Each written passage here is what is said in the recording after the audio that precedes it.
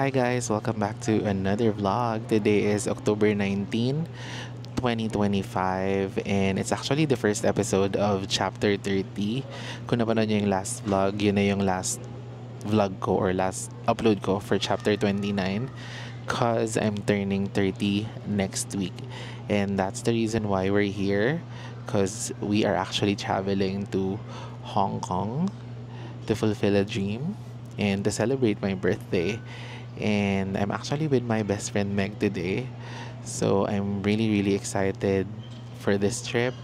And I hope na lahat ng mga pinag-pray ko ma-achieve and matupad para happy tong trip na to.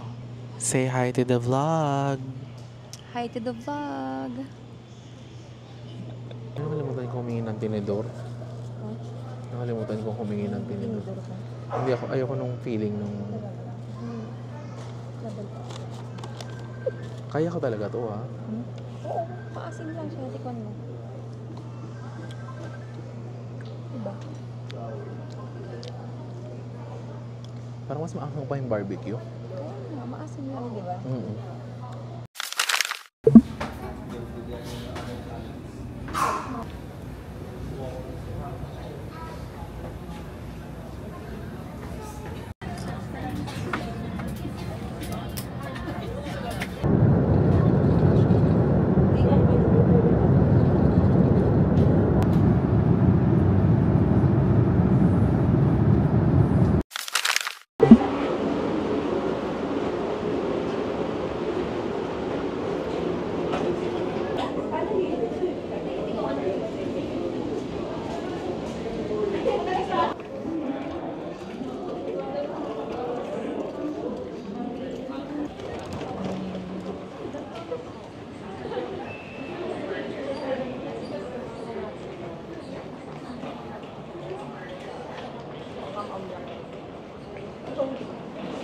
Say hi!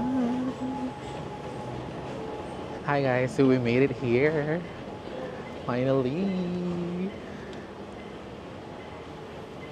Nag-land yung plane namin ng 7:30 pero ang layo nung pinaka... Dock ba tawag doon?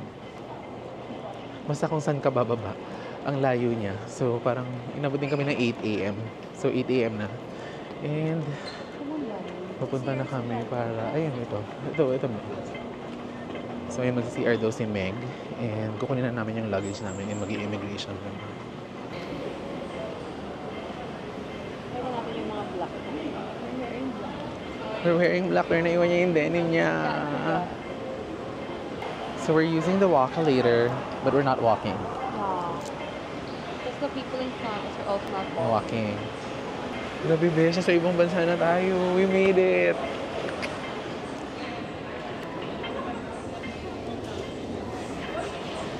So that is it for this vlog. See you next week.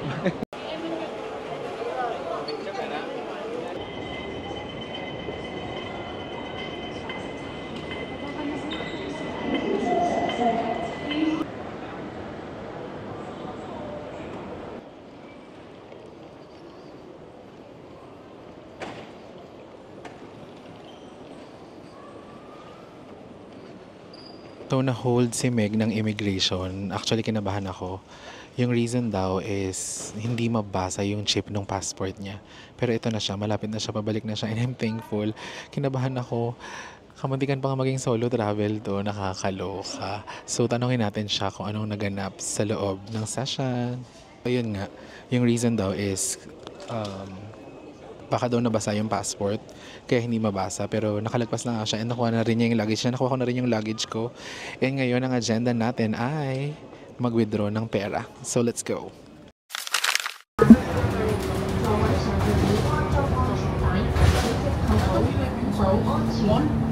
Welcome to Hong Kong. Thank you for traveling with City Flyer. 我欣賞路景色，稍後我哋會播放落車站嘅位置資料，車廂內已設有視像錄影監察系統。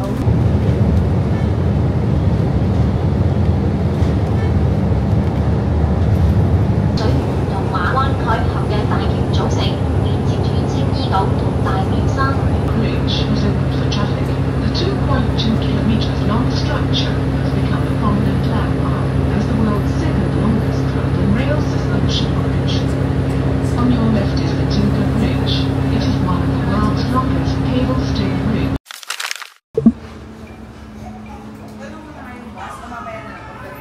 Nandito na kami ngayon sa hotel, guys. We're staying pala sa Imperial Hotel dito sa TST. And currently, nag-i-inquire si Meg if pwede kami mag-early check-in. Hopefully, pwede. Para makapagpalit ako ng bag. And malapag na yung mga gamit.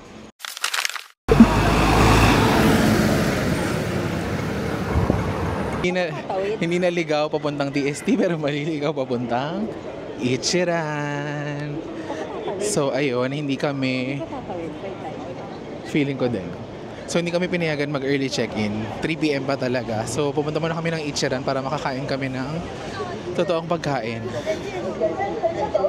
Kasi kanina sa Naiya, ang kinain lang namin ay, as I was saying, ayun nga, hindi kami pinayagan So, tatawid talaga tayo? So, ayan na nga, naliligaw na po sila. Ayan na, ay, stop na. But anyway, as I was saying, hindi kami pinayagan mag-early check-in. So, mag-iitsiran muna kami para makakain kami ng totoong pagkain. Kasi, yung kinain namin kanina sa Naiya, potato corner lang, tsaka crinkles. So, wala pa akong dinner since yesterday. So, ayun. Hanapin natin ang Ichiran and sana mahanap namin.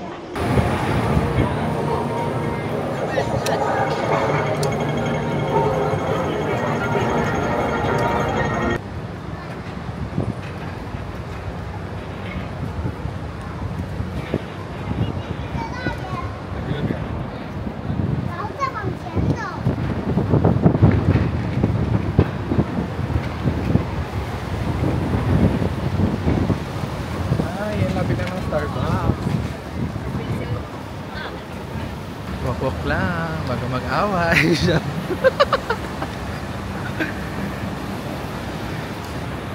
Ate, magkano po yung hold nyo?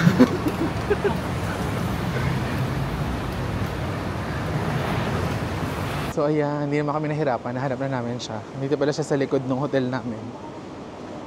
Ayan, bango nung... Alam mo, parang sikat din to. Parang nire-recommend din sa TikTok.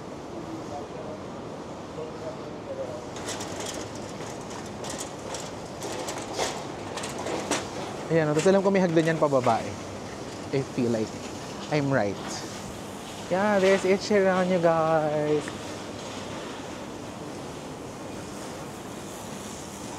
Ay, sarado yung experience na pero yung table bukas. Yun yung magandang experience, yung nasa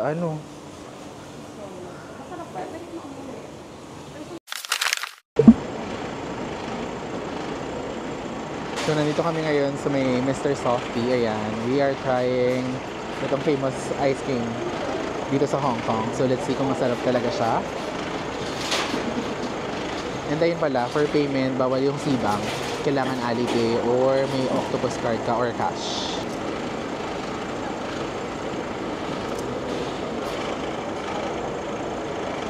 How is it? Yum. Yummy siya. Parang liit. Oh.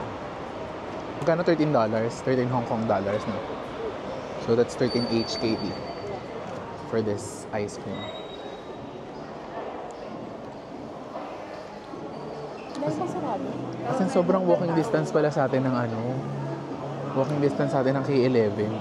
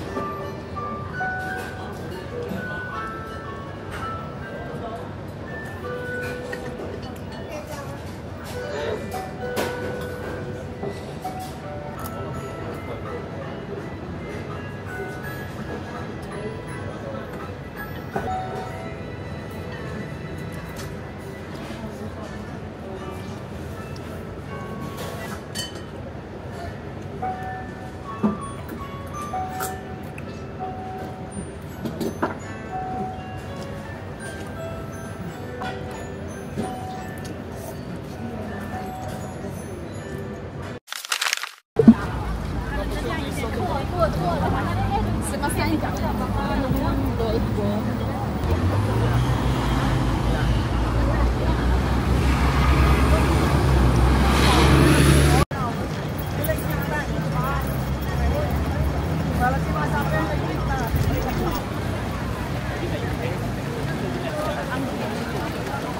Nang?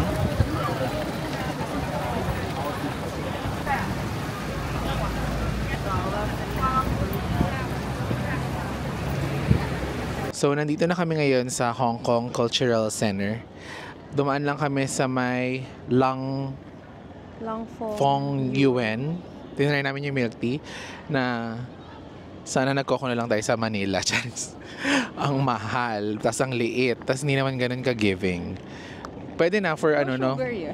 Parang for experience, for the experience, ganun. Taste health. Tsaka talagang tsaang-tsaa siya, di ba? Parang ulong nga, parang ganun yung lasa niya. Ulong milk tea. Pero yun, good lang siya matry, pero hindi na uulitin or hindi na para ulitin pa. So ngayon, mag-photo lang kami dito sa Hong Kong Cultural Center. Sana sinusundan mo ko. Ayan. Sa Hong Kong Cultural Center. Siyempre, ano to?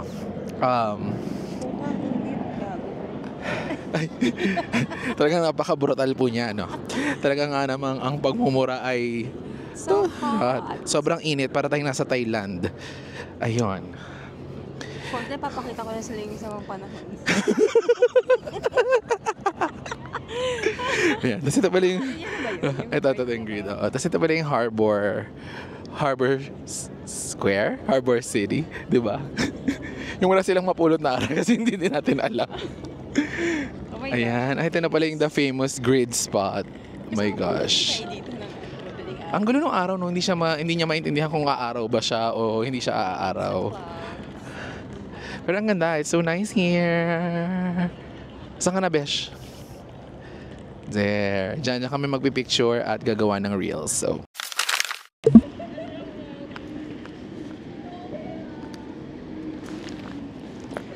tapos na kami mag-photo, guys, sa may Hong Kong Culture, Hong Kong Culture, basta doon, sa may grid. Tapos na kami yung sikat na grid. Yun na pala yun. Yun na pala yun. Pero lahat parang staple pag nag-Hong Kong ka. Dapat may picture ka dyan. Hindi mo na nagawa yung ano? Yung pogi. Oo. Ganda lang. Ganda na lang. Ganda. May gagawin kasi ako dapat na reels, pero hindi ko na nagawa. Kasi hindi maganda. Hindi siya giving mga Mars. So, hindi ko na tinuloy. Kita mo yun? Hindi ka kasi tumitingin. May abs siya, B. Ayoko kaya. Ay, ano man gusto mo? Chunky? Chunky! Hindi ba siya payat? Pwede ko ito isama. Oo naman. Ako po ba sirang-sira na to? Ano siya? May abs din? Wala. Wala. Malaki chan. Pero wala ka din. Dad bod siya. Dad bod. Ako kasi hindi rin naman requirement yung abs, to be honest. Mas gusto ko po yung maganda yung braso. Kakagat. R. Ipitin mo. Sorry po. Yung ang random nung topic, no? Kasi naman yung daanan, may dumaanan ako. Ayun pala, hindi ko pa pala nasasabi na originally, ang plano ko is mag-McDonald's.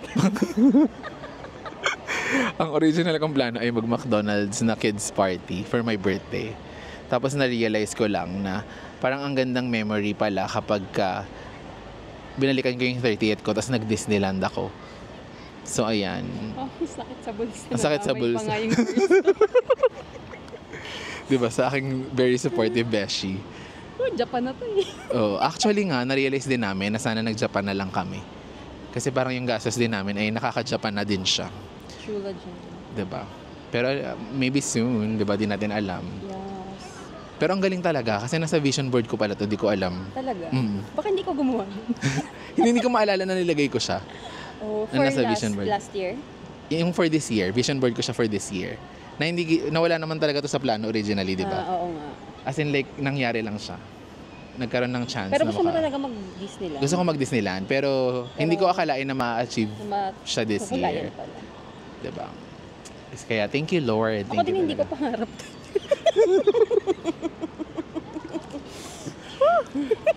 Hindi mo pangarap ang alin?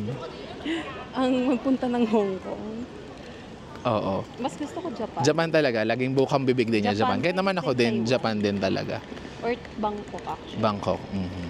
Kaya ako lang siguro kasi ito naisip. Kasi nung pumasok yung Disneyland, parang Hong Kong kagad naisip ko. True. At saka kasi sa Hong Kong, hindi ka mag-visa na, wala ka ng hassle. Pero na-realize ko, kaya din naman namin mag-Japan. Sana nag-Japan na lang kami. Ayun. At saka ano kasi, sabi nila, hindi mo na ma-appreciate yung Hong Kong Disneyland kung Kapag inuna mo nauna yung iba. Japan. Okay. So, ewan ko lang. Makes sense. So, next time na lang. Next time na lang. Masasabi ko lang salamat sa Diyos. Natikman ko ni Ichiran. Hindi lang akong fear of missing out. Missing out. Yes. Finally. Di ba ang sarap ng itlog? Ang sarap ng itlog mamasa-masa. Ganun yung gusto kong luto ng itlog. Pero mas mahal dito compared nung nag-Taiwan ako. Actually, parang lahat dito sa Hong Kong ang mahal. So, totoo yung sinasabi nila. Kasi iba-iba yung sinasabi ng mga tao. Sinasabi, mura lang. Sino yung kaibigan mo nagsabing 20k lang? Kaya nga, Nasaktan ko. parang, Kaya girl, tanong ko yan eh. Kasi sabi niya 20k, 20k lang. Parang hindi. Ngayon, 20k. So, be ready. Pag 20k yung baon. parang kaya natin 20k steps a day. Oo. Parang yun. Oo, pero yung 20k lang gagasasin, parang ang labo. Hindi na Sobrang labo. talaga. Hindi din siya ano eh. Pwede ka naman mag-budget travel talaga. Pero malaki pa din. Kung ito-total mo lahat ng magagastos mo, parang ang laki pa din niya. Mm-mm. Oo. Tsaka ang laking sunburn din ito talaga. Oo nga, ay Kasi hindi ang kami init. nag-sunblock. Kasi wala pa kaming tulog. Ang init. Wala pa kaming tulog. Ang check-in namin ay alas 3. 2:55 pa lang. So malapit lang dito kami sa may dyan Avenue lang, of isang Stars. timing lang naman yung ano. Yeah. So, ayun. That is it. Haba ng chika natin. Bye! Finally guys, nakapag-check-in na kami and I will do a quick room tour para makita nyo kung ano yung nabook namin na hotel or hotel room. So again, nagbook kami dito sa Imperial Hotel sa Chimchachoy. Sa TST. Basta sa TST. Nagbook kami sa TST ng hotel and Imperial Hotel yung pangalan niya. And sobrang accessible lang lahat which I like. Ang lapit sa mga tourist attraction, sa mga kainan and also okay na okay yung location niya.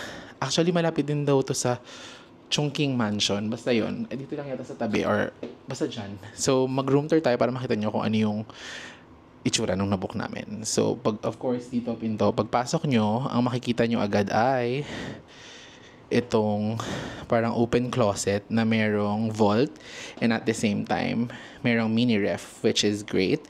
And then, meron ding mirror. Hi!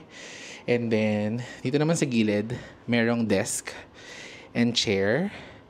Tapos, ni-request namin na 2 separate beds na nag-rent naman siya. Medyo spacious siya. I mean, spacious siya compared sa mga una naming options. And then, may bintana lang sa gilid, tapos may TV, and then, andito na yung bathroom. So, yung bathroom, itutur ko maya-maya kasi may meeting si Meg sa loob. So, mamaya natin yan i-vlog. Then, for the price, ipa-flash ko na lang yung actual price ng binayaran namin. But it's around 16,000 for 4 nights and 5 days. So, yeah. Medyo pricey siya compared dun sa mga nakikita natin na mga tig to 2,000 pesos and all. Originally, yun talaga yung una naming option kasi tutulugan lang namin. Pero deep inside, hindi talaga namin gusto. So, naghanap kami ng iba. Kaya, napunta kami dito sa Imperial Hotel. And yung nag-recommend nito is sila Angel, yung cousin ni Meg, na dito kami magstay. So, yeah. That's it for the quick room tour.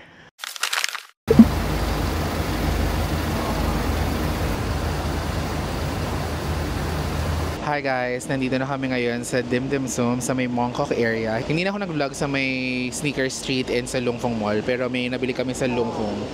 Konti lang naman siya. And ngayon magdi-dinner nga kami dito sa Dim Dim Sum kasi isa to sa mga recommended restaurants dito. So malalaman natin kung talagang masarap siya or hindi. I'm so excited. Sobrang gutom na talaga ako. 이거는 괜찮아. 이거 먹어봤어? 아는 맛이라서 소brang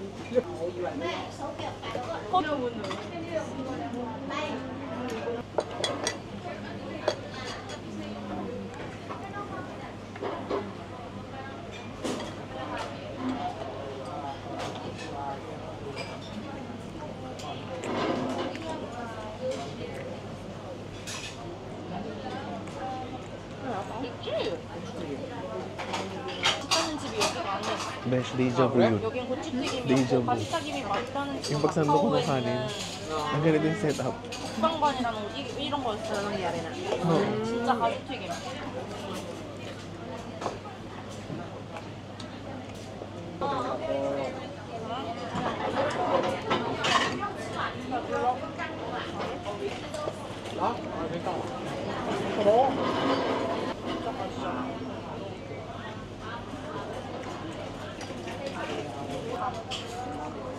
그거 아니에요. 또 먹기 싫어. 어쩌다 한 번씩. Cause I don't